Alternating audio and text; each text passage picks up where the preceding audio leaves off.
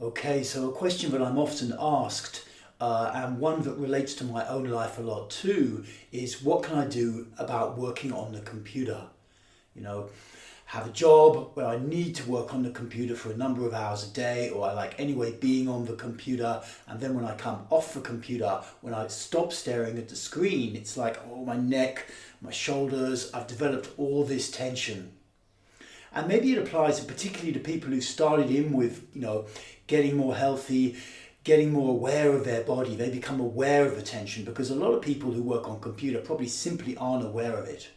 And so they're going just blissfully on in life, accumulating a lot of tension in certain areas of their body and having a suboptimal life, a suboptimal social life because of it, not being able to feel so much. And then those guys who are starting to move into this kind of work, starting to become more self-aware, starting to want to have a better life, they become really aware of it, and it's concerning.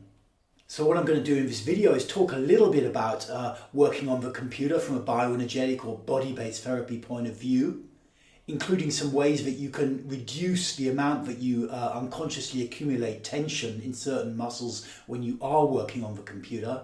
And then I'm also going to introduce a workout that you can do at the end of your computer working time so that you can, de-stress, take some of that muscle tension down and go out into the world feeling like a fresh new person. So the main thing with working at a computer is you're staring at a screen from quite a close distance. And what tends to happen is that you become absorbed in the screen. You're so focused on the screen that you become absorbed into it. And this creates certain areas of tension in the neck, in the shoulders, around the shoulder blades, these kinds of areas. Not everyone is the same, but this will be the typical person. And then the danger is that we get habituated to those levels of tension in our body. And what's also characteristic of it is that level of tension starts to feel safe. Like we have control over our world, we have control over things. We're just thinking and looking, thinking and looking. And you may even have noticed, perhaps you had an experience of really being open, say for a few hours, and then sudden an impulse came in to kind of stare at your phone, to get on the computer and do stuff. I know I get impulses like this, just to recreate safety and closure again. And obviously if you do experience this, you then have a choice about what you do. Do you stay open or do you go and close yourself down? But the real big problem is that the body and the mind get habituated to this state. And that then becomes translated into certain holding patterns, areas of muscular armouring around this part of the body, and a certain way of thinking about life, very dominated by thoughts and with little emotion, with little sense of the body in it, with little feeling in it. And that, given that we're going to be alive for our 60, 70, 80, 90 years, is distinctly suboptimal. A life without feeling is a life that is obviously suboptimal. So there are two basic techniques that I use when I'm actually working on the computer, when I remember to do them, which are effective at reducing the amount of tension that's building up. And the first is to breathe a little more deeply and try to engage your abdominals and your diaphragm in your breathing when you do so. So you're sitting there at a computer, you're doing your thing, your fingers are typing away like this, but I'm also breathing a little bit deeper, feeling my belly, feeling my diaphragm as I do this. Now, to be honest, I'm not a master of these kind of things, and inevitably I come into it and I go out of it. My mind gets re-entrained to the screen, and then I'm just back shallow breathing, staring at the screen. But then I come out of it, I remember, and I start to breathe a little more deeply again. And really, that's all you need. If you can remain completely like deep belly breathing, the whole way through your computer work, then you really are quite a master. And I'm not at that level yet. The second thing you can do is to deliberately focus on your body as you work on the computer, to pay attention to the sense of your body and especially the back of the body. Because it's the back of the body that we tend to not feel, and particularly the lower back. These are areas where our awareness soon gets shut out, often early in childhood, by various brain processes that come in as we try to project an acceptable personality out into the world. So, typing away, really feeling my back, really trying to focus on my lower back as I do it, just making a little bit of a meditation as I'm working, not coming out of the process of working, but trying to introduce that into the process of working. That also works for me. It keeps me more present. Remember, what we're really seeking to avoid is that hard, locked-in armoring feeling that comes from constantly working on the computer, which you get habituated to, and then it's a bit scary to let go of it. That we don't want. Another aspect, while I'm on the subject, of why that locked-in kind of feeling comes, when you're really super in your mind and you're just trying to get everything under control and, move forward all the time in a very formulaic kind of fashion. That comes also because of this typing. There is a circuit from the brain, from the frontal lobes at the top here, down through the neck, through the arms. It's like a control circuit.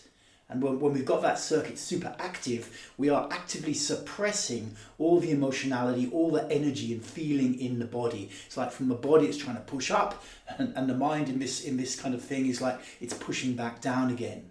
So some people even use like a type, I don't have one myself, but a keyboard, like a double keyboard, which is you can use sideways and you can learn to use. I've never tried it, but it seems a cool idea, because when your hands are in this plane, you don't create as much tension as when they're in this plane. Okay then, now let's look at the workout. Now this is something that you can do when you've completed your tasks for the day on the computer and you want to come down, so you can come back to feeling your body again, be more open, have a better social life, have a better time just walking around, feeling more alive, more life energy, more immersed in the environment and enjoying it.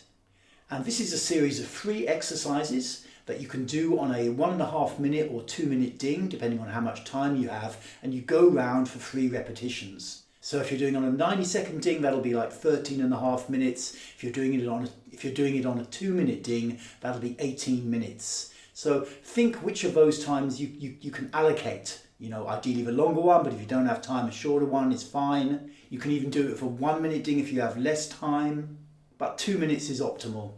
So each rep starts with the bow, then it has a different posture, which is a shoulder movement posture, because this is the area that we really want to work, and then we do the arch and we go around 3 times like that with a different posture in the middle each time. Okay, so bow posture. Stand with your feet about shoulder width apart and the outsides of your feet roughly parallel. Have your knees bent, at least slightly bent, so they're not locked straight, so you're not locked straight through the knees. Bring your arms right up above your head with your palms facing forwards. And then in one movement, press your pelvis forwards and squeeze your arms back, keeping them straight. Keep your head upright and try to breathe fairly deeply, engaging your diaphragm and your abs. Making a slight sound, just a gentle sound on the out breath. So it's like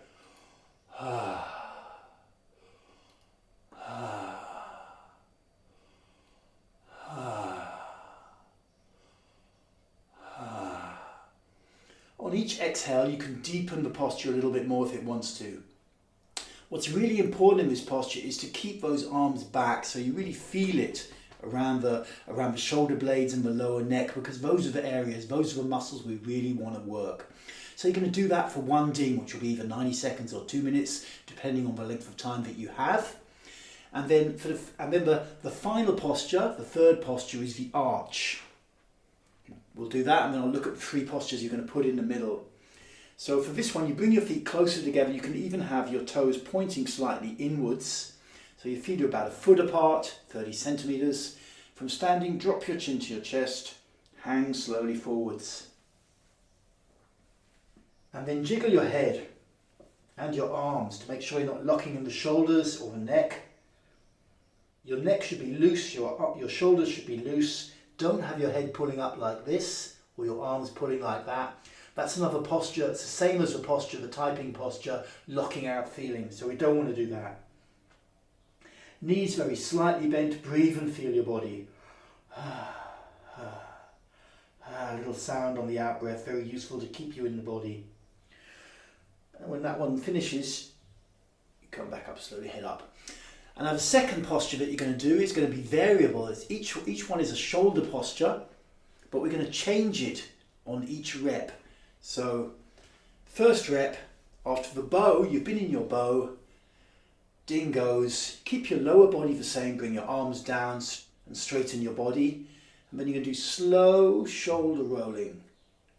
Doesn't really matter which way you go, just very slowly rolling the shoulders. So they come right to the front and then high up as you can go, and then squeezing them back. And really, really pay attention to the sense of your body as you do this. Slowly rolling your shoulders. Now you have to go quite slow with this because that increases the level of feeling. It's not really a straightforward movement release type exercise. It's a very slow dynamic posture. So you do that on the first rep. When the ding goes, bring your feet together, go down into the arch. When the ding goes, you come back up into the bow. And for the second exercise, what you're going to do is a straight shoulders raise. So let me demonstrate this position. You pull your shoulders right up towards your ears, keeping your knees a little bit bent, very important. And you just breathe and feel the body. Once again, making a slow, gentle sound on the out breath.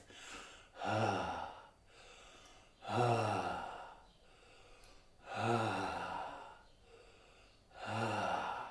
What's really important in this posture is to keep that upward pressure going because your mind will naturally slacken off a few millimeters. So don't do that. Really focus, pull the shoulders up as high as you can, breathe and feel your body. Don't allow your legs to straighten either, keep your legs a little bit bent. So this is the second rep. When the ding goes, feet together, down into the arch. Third rep, you start again with the bow, and then this time you're going to do an exercise called teenager release. So for this you bring your feet a little bit wider apart, so you're wider than shoulder width now, outsides of the feet still roughly parallel, doesn't have to be exact. And then what you do in this is you lift your shoulders up and you throw them down like a pissed off teenager. So your arms stay fairly loose, your hands stay open loose, but the movement is in the shoulders and you make a little grunt sound each time that you throw them down. Now if you're in a place where you can't make much noise, that's fine. You just make a tiny little grunt sound. So it goes a bit like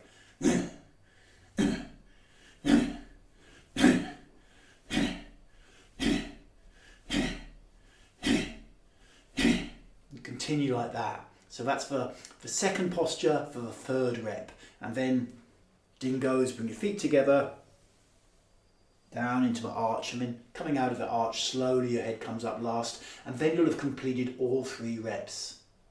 Okay, so that's my video about working on the computer and how to stay human when you do it and how to come back to having a good life, letting go of the stress afterwards. Like I say, it's important to do something, otherwise over time you will accumulate more and more of this tension and then your mind will get habituated to being in this tense, controlling state, and we don't want that. Thank you very much for tuning in. Check out my website, bioenergetics.org.uk, where you can find all sorts of courses, books and other stuff on this field. Have an awesome day, and I will speak to you again soon with more body-based therapy.